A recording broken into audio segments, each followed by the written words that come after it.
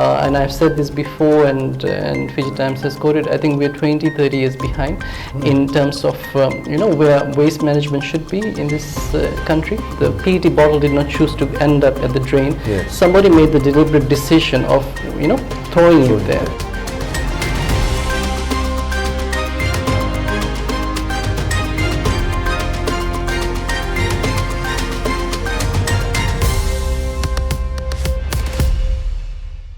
Bula, and welcome to The Lens at 177.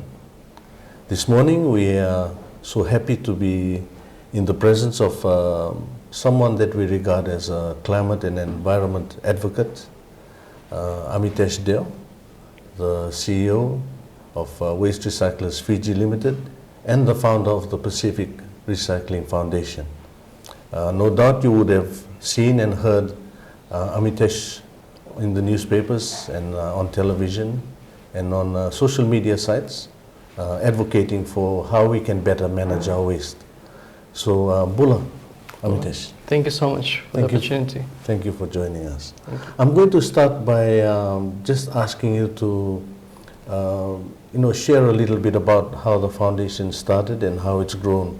I believe we're celebrating your first anniversary. Yes, we just celebrated our first anniversary in May. And the foundation, actually, the idea of the foundation started a long time ago.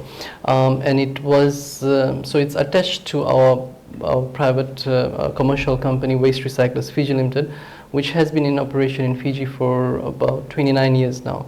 Yes. And the foundation in its essence is all the struggles, the challenges, the difficult moments, the pushback, the corporate bullying that Waste Recyclers Fiji Limited suffered in those 29 years, that became our objective then for Pacific Recycling Foundation. So the difficult journeys that we had. But and so if you read our objectives, it actually is a reflection of all of our challenges.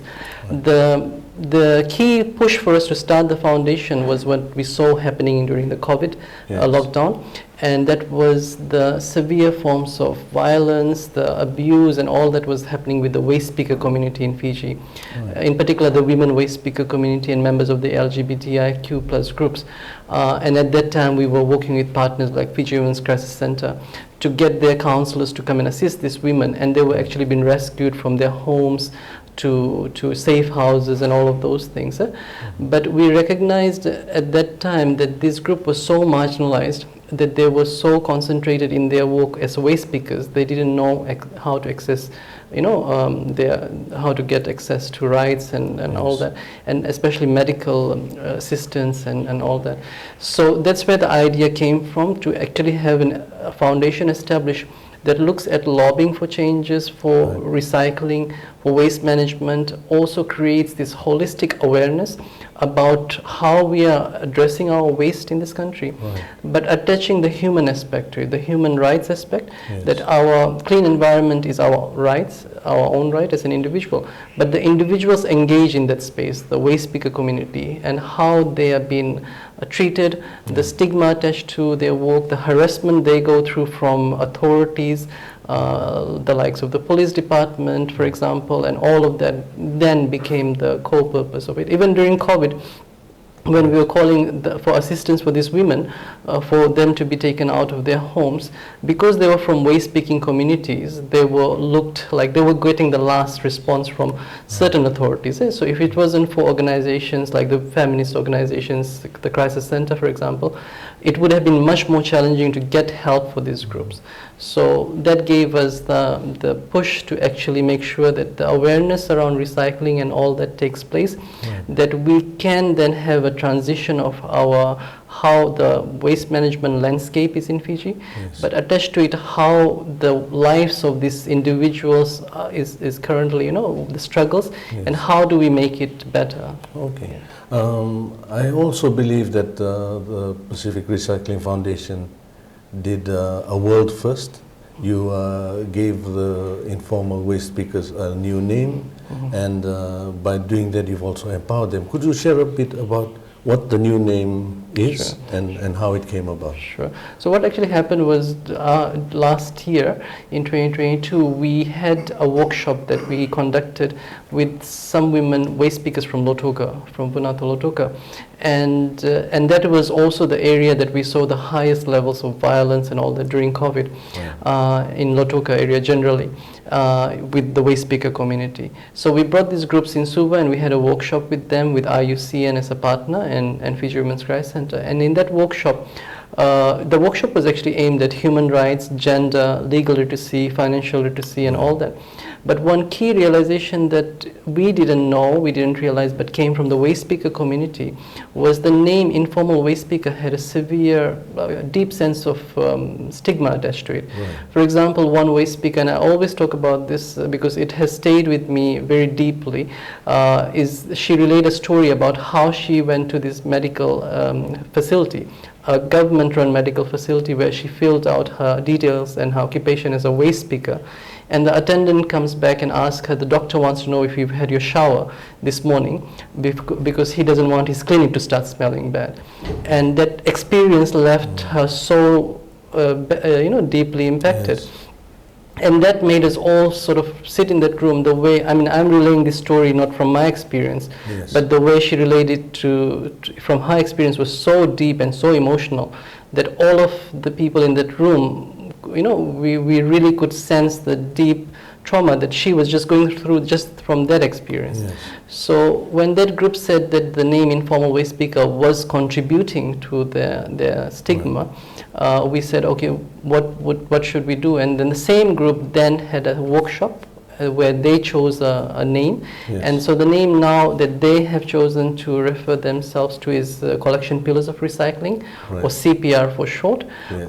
And they feel like that's a more dignified name for them, and they can be proud of their tradition, their profession and their trade, right, and all that. And we also were very happy that like you say, was a world first, yes, where something like that was done. Mm-hmm. But also, it in international literature, like in India, for example, they're using these terms now. Okay. So when we see that being written, we say, okay, this is something that started in a small place like Fiji, where globally, people could not recognize that this group was doing such an important work, yes, of getting recyclables out from landfill and dump sites. But still, they were being harassed and looked down at, and we were able to bring that to the forefront. Right. Was a key achievement for, yes, us. And that time, the foundation was not even registered. Right. We were having the workshop while the registration process and all this was taking shape. So so our intention was always there to make sure that these groups get that recognition. Thank you very much. We'll now go for a short break, and we'll be right back.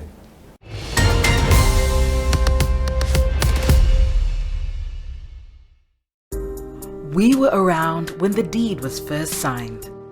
We were around when the first car engine roared. We were around when the very first was crowned. Through devastations, jubilant celebrations, and the milestones. We will continue to be around to bring you all the stories first.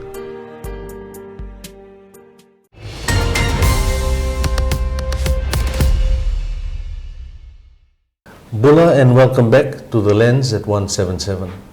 Here I have with me is the Director, CEO of Waste Recyclers Fiji Limited and the founder of the Pacific Recycling Foundation, Amitesh Deo. Mr. Deo, you spoke about challenges that waste pickers used to face, but you earlier on in the first segment you mentioned corporate bullying. Could you explain what is corporate bullying for those who don't understand it? So from a recycling perspective, from the work we do, I mean, the definition could be different for other industries, but from us, it has been where we are trying to engage with these companies. For example, we would write to a company and say, we noticed that you're dumping your plastic at somebody's backyard or a sugarcane field in Lautoka, right, and we've got photos and somebody's referred this to us. Could we now assist you, yes, with this problem? So instead of that organization coming to the floor and saying, okay, now we can talk about a solution, we can find this together, we get letters from their lawyers, for example, saying that who gave you authority, and this is in a public space, but the letter will be who gave you authority to take this photo with our labels on it, and it becomes like that. Right. Instead of them recognizing that actually we're not threatening anybody, we're trying to actually solve a problem. Yes, we are holding each other accountable, because in the context of what we're doing, we have to be doing that. If we're doing something that is not right, that is a harm to the environment, harm to our community, or then we should be held accountable for. The same goes for, that's how I think effective partnership or relationship works generally.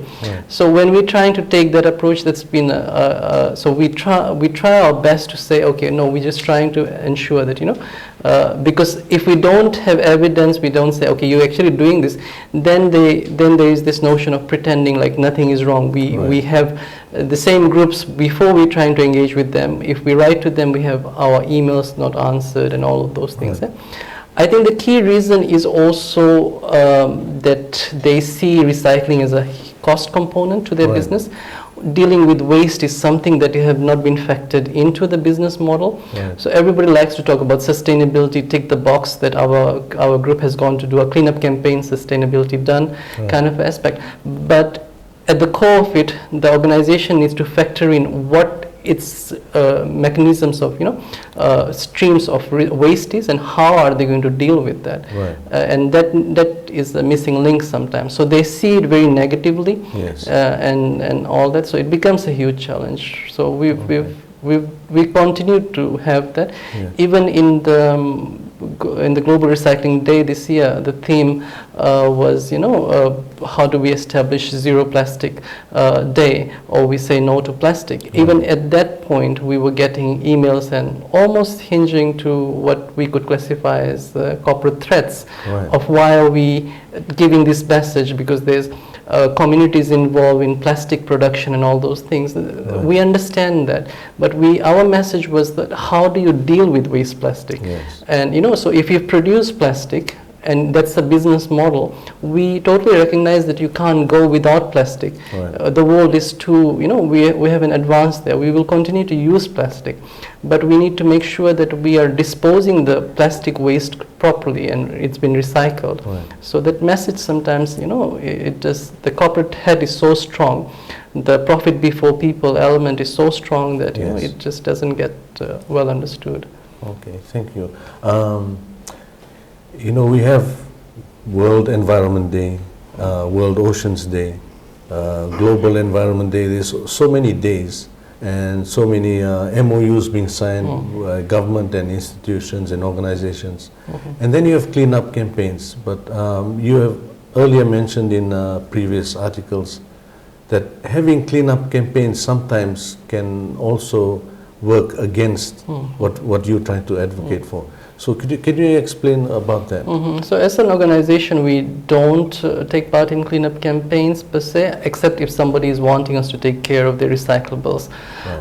We believe that cleanup campaigns should not be part of our working space if everybody knew how to deal with their rubbish. By doing cleanup campaigns, we are actually saying to the communities that it's okay to throw your rubbish, and this has been proven. We do cleanup campaigns 2 days later or the same day if you go to that area, as if nothing has happened. So we're giving a very wrong message that it's okay to throw your rubbish because somebody will come along, again trying to tick a sustainability box or feel good box in a corporate organization that we're doing something meaningful. But actually it's nothing meaningful because you're not solving any problem. You're just taking that problem from that beach or that drain and putting it back to the dump site or to the landfill. So the problem has just shifted from one environment space to another environment space. The idea behind solving this problem is that it shouldn't be ending in any of those spaces. It should get recycled, it should get processed properly. So that's why when everybody thinks that Pacific Recycling Foundation has been formed to do cleanup campaigns around the country, and we get lots of requests. Every other email to us is like, we're doing a cleanup campaign, can you partner? And like we just scratch our head and say, okay, we still have to talk to this group. So we still go and lobby and advocate and train. But at the core of our belief, our fundamental belief for the organization is that cleanup campaigns should phase out from our life, and we should practice better waste management implementations and strategies. Right. Just adding on to that, how do we, what's the solution? So you saying that cleanup campaigns result in people having the idea that someone else will come and clean it up. So how do we change the mindset? What are the practical steps we can take? There are several things that has to be done. One of the key thing is that we have to have training programs. We have to sort of change our behavior, Right. and so everything that we do in with our implementation, it's not actually a bin. It's not actually, it's actually recognizing that the waste is not the problem. Right.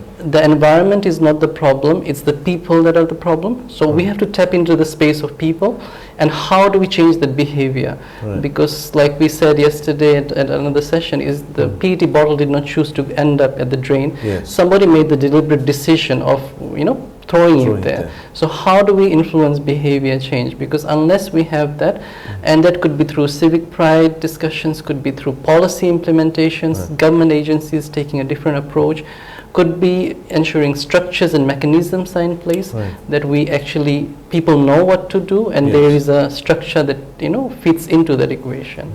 Yeah. We'll continue this conversation when we come back from a short break.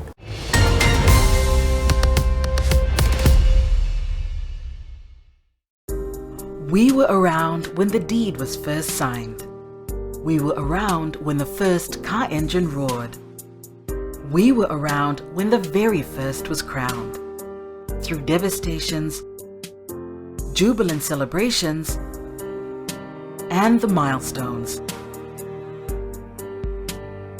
We will continue to be around to bring you all the stories first. Bola, and welcome back to the Lens at 177. We were just speaking with Waste Recyclers Fiji Limited CEO and Director Amitesh Deo and the Pacific Recycling Foundation founder about how cleanup campaigns can also have an opposite effect. So I'm just going to go a bit further, Mr. Deo. We have a lot of MOUs and signings and all sorts of events that highlight the need to better manage our waste. But how is that being translated down to community level, to say villages, to the Turani Koro, to rural advisory councillors, to communities that just throw rubbish into the nearest waterway? How can we translate that? Well, firstly, I think we're doing a very, very poor job of ensuring that everybody's on the same page in this country. Right. Everybody's sort of working in different pockets of trying to solve same or similar problems. Right.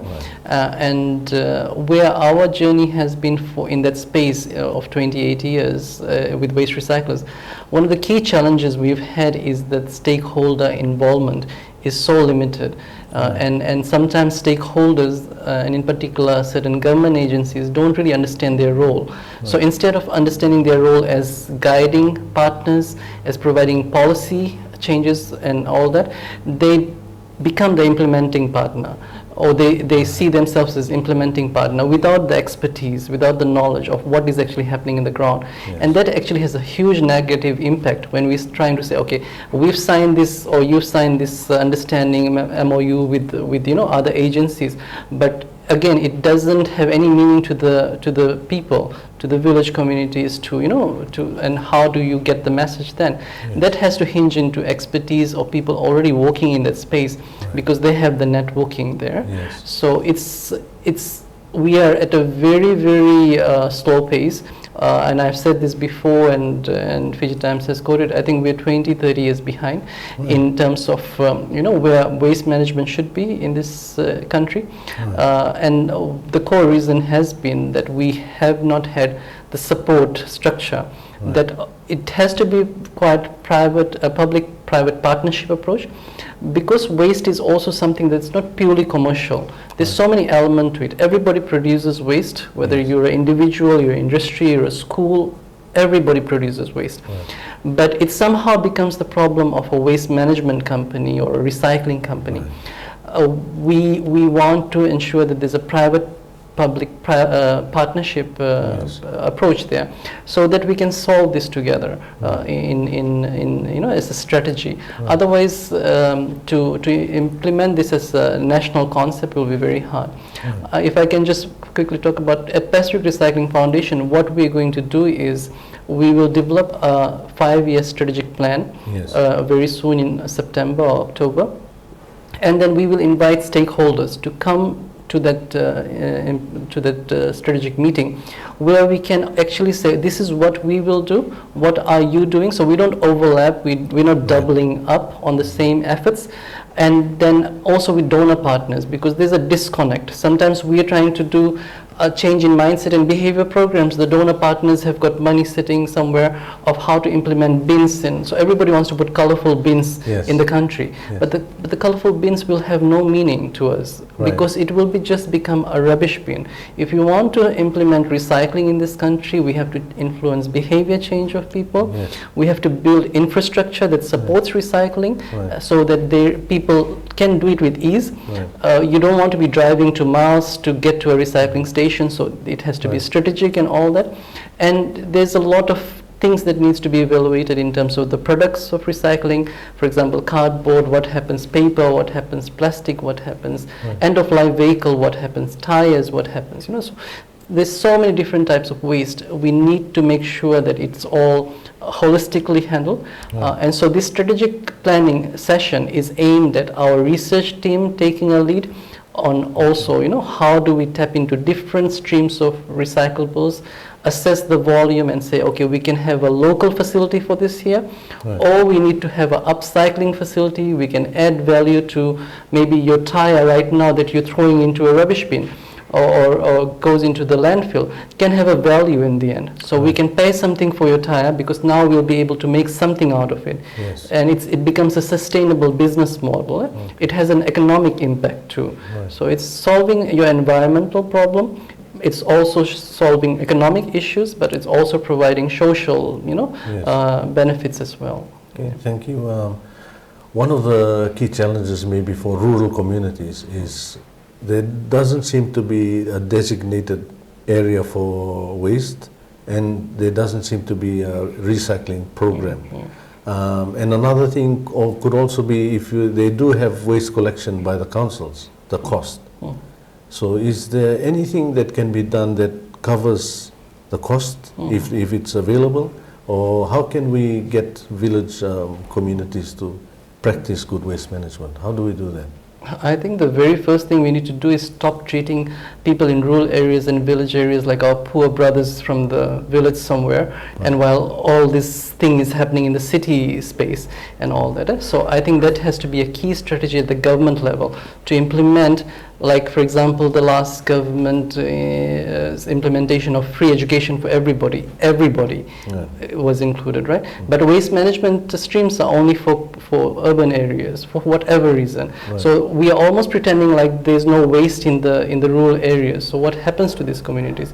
Again, it needs to be holistically solved, but we need to stop pretending or stop addressing these groups as the afterthought and bring them to the whole equation. So we shouldn't be having this urban-rural discussion. We should be having a discussion about Fiji, actually. But that's what it becomes. It becomes, okay, we'll solve this for Suva. We're doing pilot projects for cities, but it has to be holistically for the whole country, including outer islands for that reason. Thank you very much, Mr. Deo. We just spoke about good waste management, the environment, and some of the solutions that Mr. Deo is suggesting as the CEO, Director of Waste Recyclers Fiji Limited, and the founder of the Pacific Recycling Foundation. We thank you very much for joining us on the program. Thank you for the opportunity. Please log on to our website, www.fijitimes.com.fj, our Facebook and YouTube accounts, and follow us, The Lens at 177. Vinaka.